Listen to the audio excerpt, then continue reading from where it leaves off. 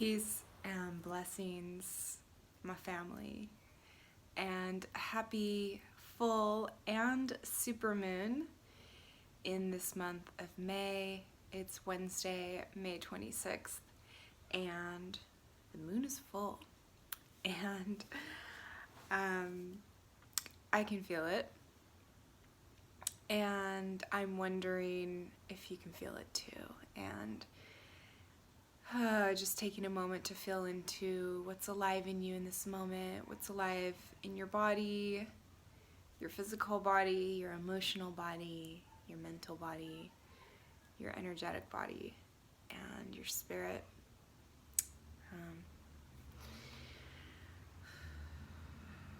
For me, what's alive in me is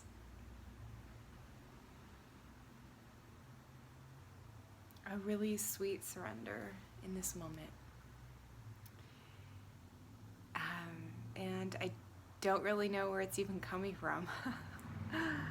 I just went and took a beautiful walk by the ocean, and I just happened to be listening to a really inspiring podcast of two powerful men having a sacred conversation, and it just felt poignant. There was a lot of talk about ancestry and brotherhood, manhood, and being a steward of family, a steward of the earth, a steward of life, a steward of self. And it inspired me. So all day I've just kind of had this tap on my shoulder to make a video, and the topic that I got was tune in to channel you. And that phrase just kind of was flowing through my head this morning. I was actually at the ocean this morning as well.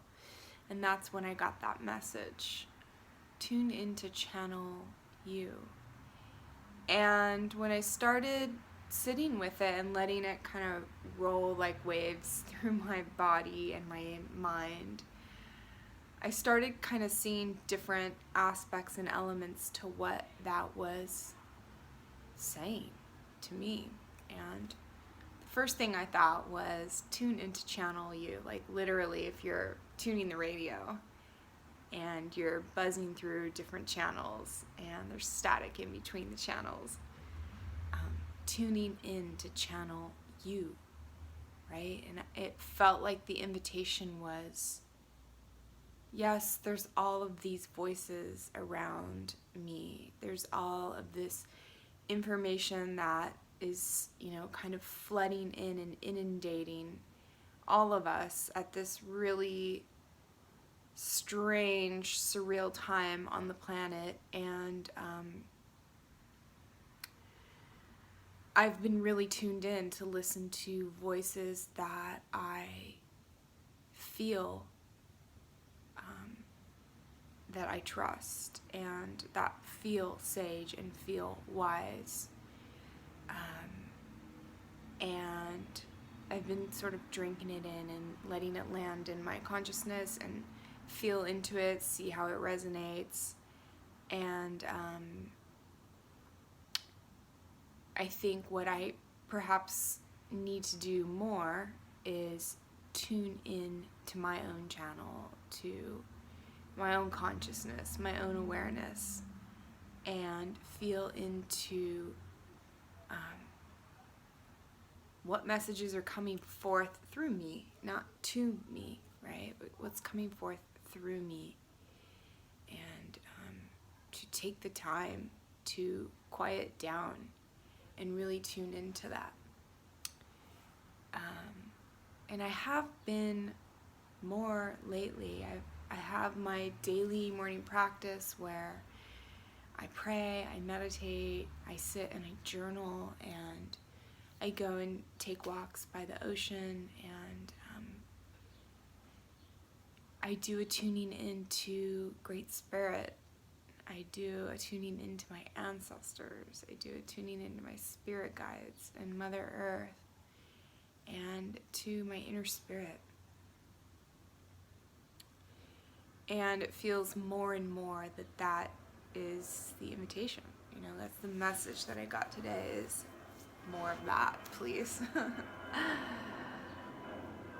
And another aspect of it is, when I think, oh, it could also come through like tune in to channel you, like be a channel for your own spirit. And I think when we are living in a state of center and thriving and self-realization and empowerment and self-love, that we naturally are channeling ourselves. And I think when we are in a state of dis-ease or fear or anger or overwhelm or sadness or whatever the thing that is creating that sort of sense of separation from wholeness, the painful or uncomfortable feeling or thoughts, we are channeling that energy, and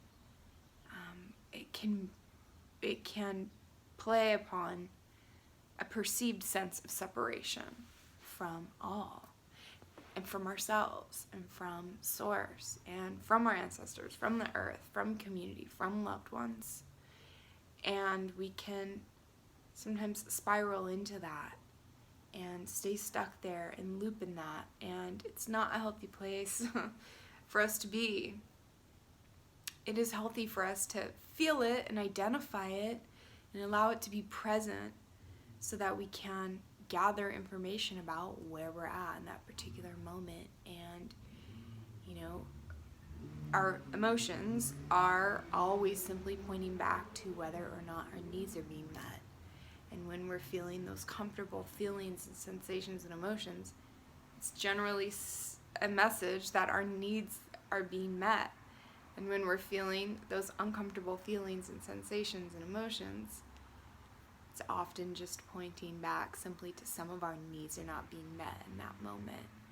So there's nothing wrong with those feelings, but when we can get stuck in that and then take on that sort of state of mind and that energy and that mood for a prolonged period of time, it can often take us into more of a perceived sense of disconnect. And then we can sort of spin out in that lack consciousness, right? The disconnect consciousness and separation consciousness. And that's just simply not true, and it's not real. And so it can be a dangerous place for us to get stuck. So dangerous just meaning we can kind of get stuck in the illusion of that, and it can cause a lot of havoc in our lives. And I say all of these things not as a master or an expert. I speak it from experience, and just in my own life, and also just in the clients that I work with, and also just with my friends and community, and being a human and having practices and having tools and putting them to work and messing up a lot and then recommitting to doing it with more and more skill and grace and presence each time. So yeah, tuning into channel you, and to me that also means like a full embodiment of me. What is it to fully embody our truth, our authenticity? What is that requiring of us? What is that inviting us to come forth and do and be? That can feel like a very tall order, to be invited to really fully step into our authenticity and embody it. It can feel very radical, it can feel very scary, it can feel very vulnerable and uncomfortable, especially when our full embodiment of our authentic truth could potentially rock the boat in our relationships amongst our loved ones, our community, or at work, or whatever the dynamic might be. And so what do we need to do to really tune in, to channel our spirit, to embody our spirit with authenticity, to speak our truth, to hold our posture in a way of, yes, I'm standing in my power, I'm seated in my power, I'm emanating authenticity, I'm emanating my truth. And that can be very tricky, especially now when we are living in a world that seems to be growing more and more polarized every day over what, when you pull back and you get more of an objective perspective, these topics that we are polarizing over that, are getting to the point where it's tearing relationships apart. They're tearing families apart, tearing countries apart. And over seemingly, maybe just things that have just been blown way, way, way out of proportion. And it can feel very uncomfortable to radically stand in our power and speak our truth and be a channel for our own spirit, when we know that the consequences could be very dire for ourselves, or when we look into the world and we see when people are doing this, they're being censored, or they're being canceled, or they're being labeled and branded as being of certain groups or whatnot. And it's really sad that is happening. It's devastating to see the implications and the effects of this happening in our society. So I think what we are being invited to explore is, what do I need to feel safe enough to really channel my truth, embody my truth? And perhaps even beyond, what do I need to feel safe enough? Also, what do I need to do, to feel brave enough to stand in my truth, and to speak my truth, and to live my truth? Again, especially when it is not the mainstream status quo, what most people seem to be doing. And how do we do it in a way that is honorable to ourselves, respectful of ourselves, and also respectful of others?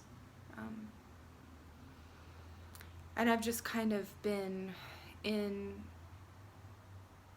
meditating on how could we create more opportunities to be non-polarized in our lives. Like, how can we seek to understand the opposing view with more curiosity and more compassion and more respect? And it's my thought that when we're able to offer that, it's probably much more likely that we're going to receive that back. And I just personally think that it's so important, and perhaps more important than ever, for us as humans to remember that we're family right now.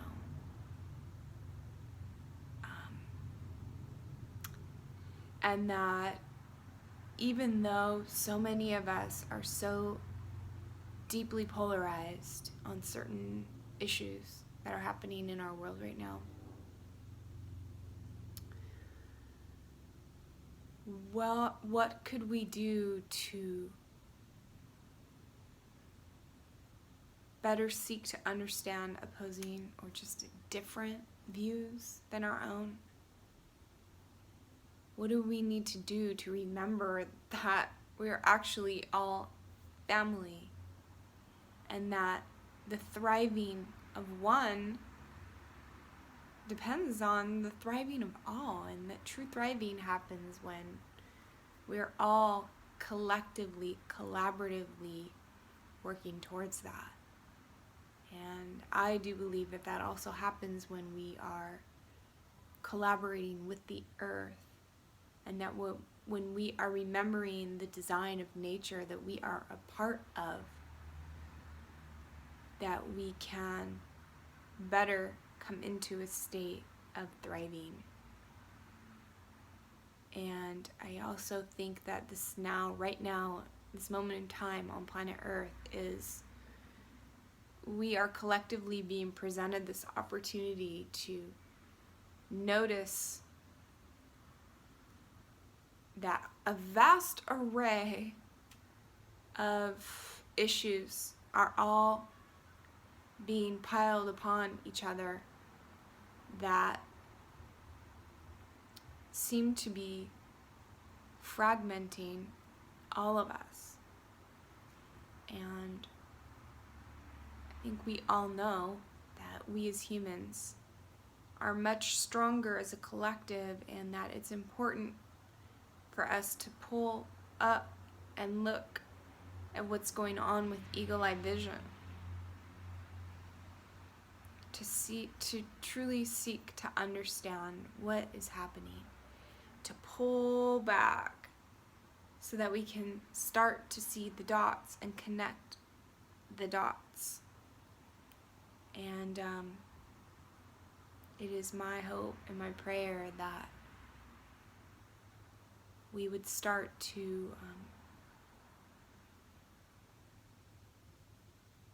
hopefully find ways to lay down our grievances and find ways to unify and find ways to bless each other's lives and come back to the truth of one human family and be in our honor, be integrous, and hold that space and offer that as a gift and a blessing to others, and create the spaciousness for others to offer the same gift back. So yeah, I think that there's a lot of opportunities right now for us to practice patience, curiosity, compassion, gentleness.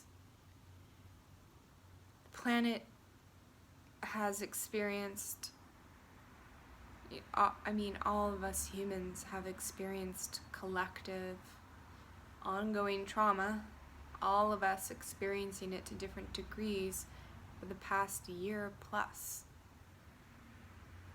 And everybody knows what I'm talking about. And, just that topic alone, there's all these other elements and factors of what's happening on the planet. And it's tricky to talk about these things just because of the nature of what happens when people start to name the specifics. Voices end up getting silenced. So, yeah, I'm just feeling into that idea of tune into channel you. And, another thing that I got when I was saying that to myself was channel you, and I thought, channel you for universe as well. Tune into channel universe, like tune into the bigger picture. And I try to remind myself to remember often that I am this being who is in a finite human body on a planet, this gorgeous blue-green garden paradise planet that is cycling around a ball of gas that's burning in the sky in the middle of deep space, and that there are billions of galaxies, solar systems, all through the universe, and it helps me come back into perspective of, it's like a human life is a flash, and I do believe that we are choosing to be here on purpose, and I think that it feels like an opportunity of a lifetime to be here at such a pivotal moment on the earth, and it does feel like a massive opportunity for awakening and for remembering the truth of who we truly are, which to me, that's what awakening is. And when I look to nature and when I study nature, I see nature is encoded with the law of abundance, the law of thriving. I see that all of life is woven together, and that life on planet Earth thrives when we are in collaboration with each other. Now, I know that this all might come across as like utopian speak that is just like a fantasy or just a theory of a dreamy Piscean mom.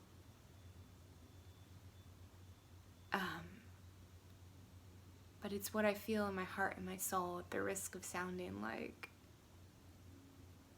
a fantasizing, utopian, wishing Pisces. I am a mom. I'm a human being. I'm part of the earth like you, and I know that I want to experience this in my lifetime, and I want to do what I can to call this forth as a mother for my children, for you, for your children, for your families, for the coming generations. I want our children to inherit a planet that feels good to be on, where they can experience their sovereignty, and they can experience freedom, and they can experience connection and collaboration and the understanding of what true wealth is, true abundance, and to be part of something bigger than themselves, to be service-oriented for the greater good, not just for, me and mine, but for us. And so on this full moon,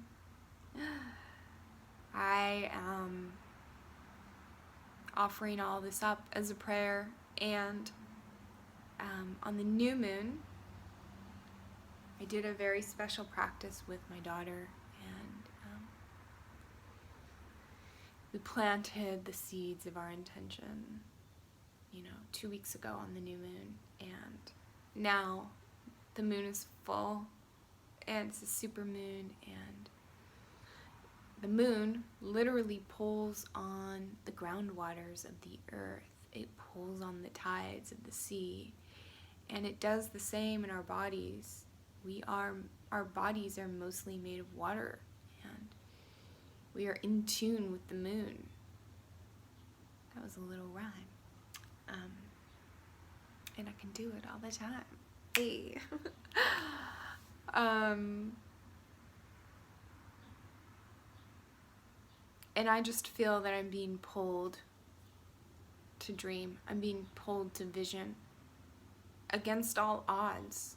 I just keep thinking that. It's like, keep dreaming and visioning against all odds, Oftentimes, it's like my hopes are diminished, or I just feel, crestfallen or overwhelmed or exhausted by what's going on the planet, and sometimes I retract, and sometimes I ball into fetal position and want to hide from, the horrors in the world. and what I see going on the planet. But yet, today, in this moment, I feel called to meditate and pray and move my body and dance and light candles and commune with myself and with you and with nature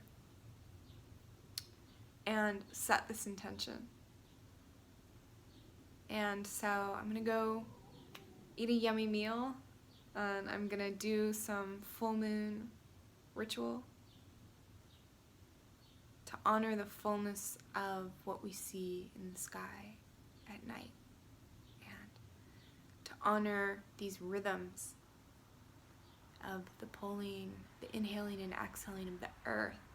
And I'm learning in my permaculture course that the earth literally inhales and exhales, literally, with the phases of the moon, the way the moon pulls on the earth and the earth's waters. And so, it's just another invitation to do the dance of inhale and exhale. The inhale, fully receiving and saying yes to life force energy, and then the surrender of the exhale.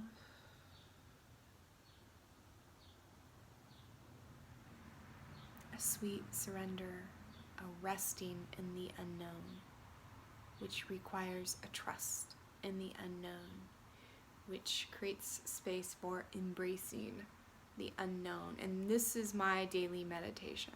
This is what I'm affirming to myself. All is well, and a way has already been made.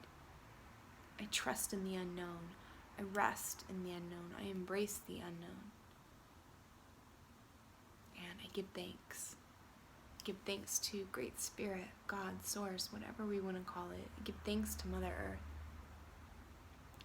I give thanks to my spirit guides, my ancestors, to my parents, my familial elders, my spiritual elders, my teachers, my children, my family, my friends, my community, to all my relations and all benevolent beings that support us here on earth.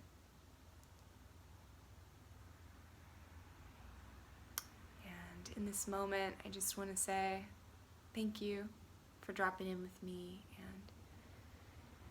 and may your full moon feel grounded, beautiful,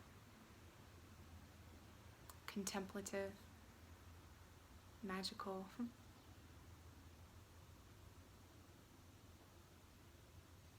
and with a sense of deep connection to all. So, peace be within you. May the peace that passes understanding fill you and overflow from you like a waterfall. Bless you, always.